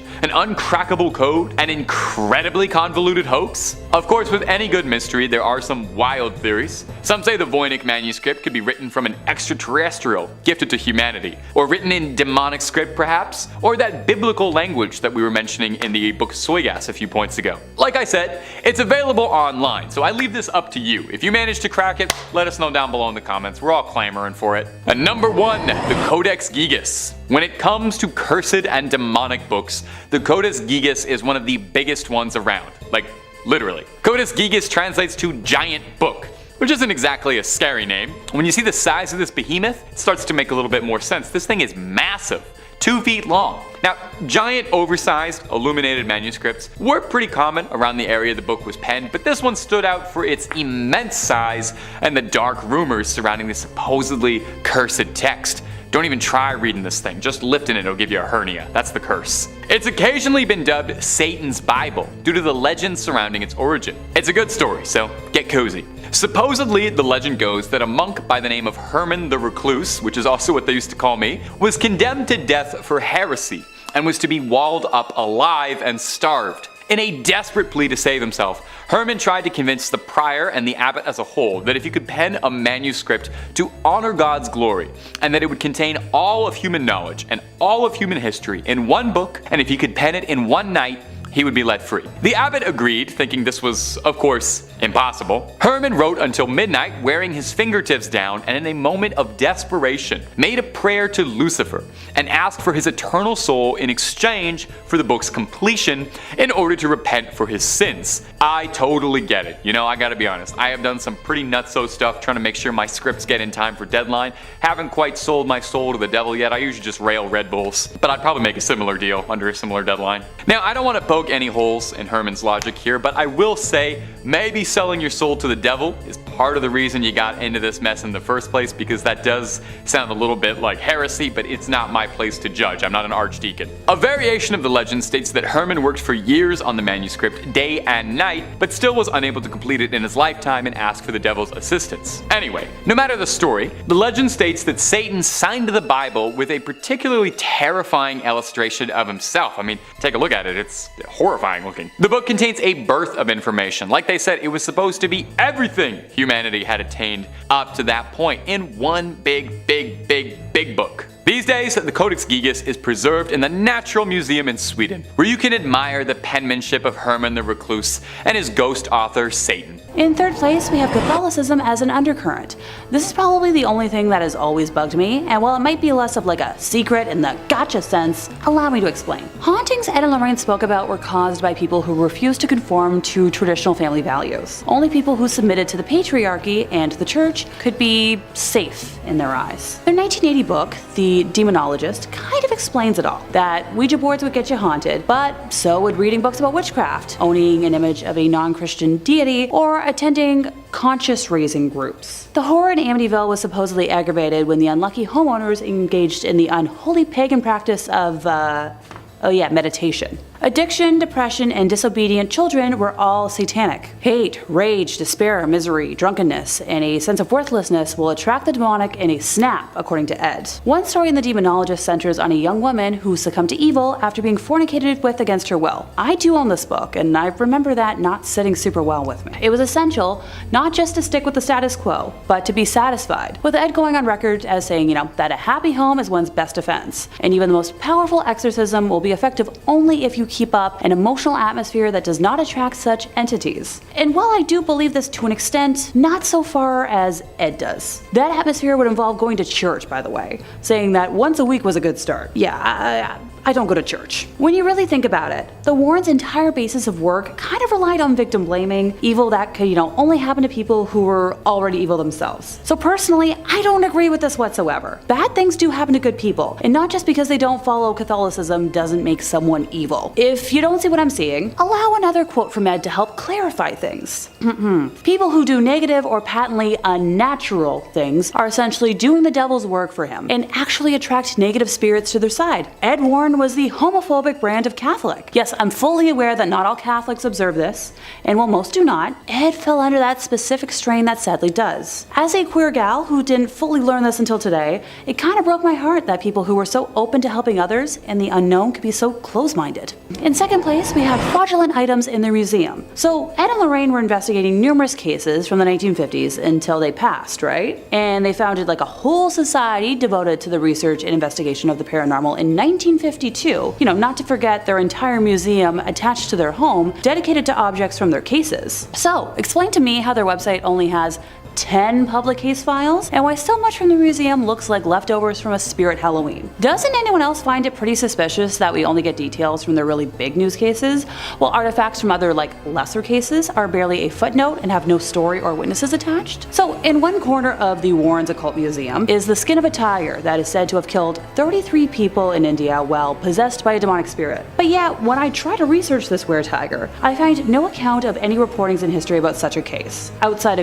their quotes, or any offers from Ed and Lorraine to go into detail about any events leading to how it came into their possession. Seriously, take a look at some of this stuff.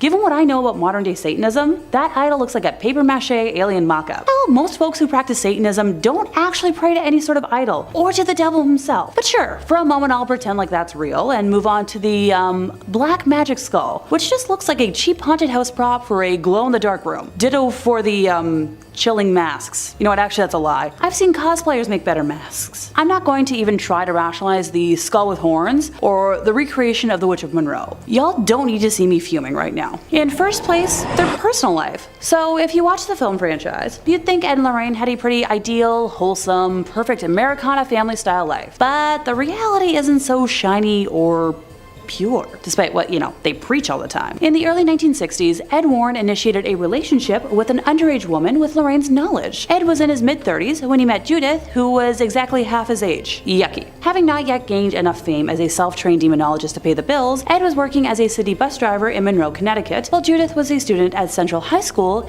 in the nearby town of Bridgeport, who, conveniently rode his bus route. The two began an amorous relationship, according to a legal declaration from Judith in November of 2014. Heck, by 1963, she had moved into the Warrens' home, and for the next 40 years, she had a sexual relationship with Ed with Lorraine's knowledge. That same year, Judith was arrested after someone reported her relationship with Ed to local police, because, busybodies everywhere. And she spent a night in the North End prison in Bridgeport, while police tried to persuade her to sign a statement admitting to the affair. After she refused to cooperate, she was ordered by the court to report to a delinquent youth office for the next month. So, Ed, being the great guy he was, picked her up from school every week and drove her to the mandated meetings. Judith claimed that Ed told her many times that she was the love of his life. The Warrens explained her presence in the home as a niece or a poor girl who they had taken in out of charity and who helped them with office tasks. And she was mentioned in a lot of their books as being, like their secretary, most notably in The Demonologist, which I've already quoted a couple times today. What do you know? I own a copy. In May of 1978, while in her 30s,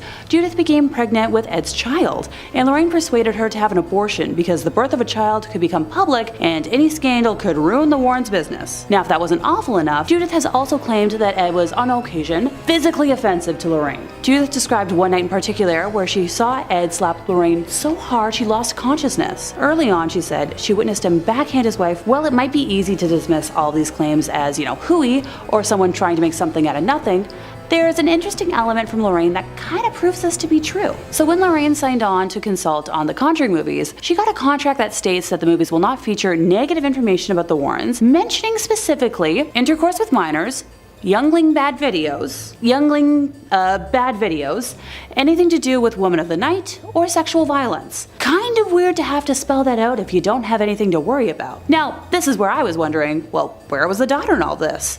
Judy is still very much alive. What does she have to say about it? She spent most of her years living with her grandma and not her parents, claiming that it was because her parents were always traveling, so it was the easier and safer option. Her parents told her that they took Judith Penny in so she could have a place to stay and watch their house. But their daughter could have helped watch the house if she lived with them. Just saying.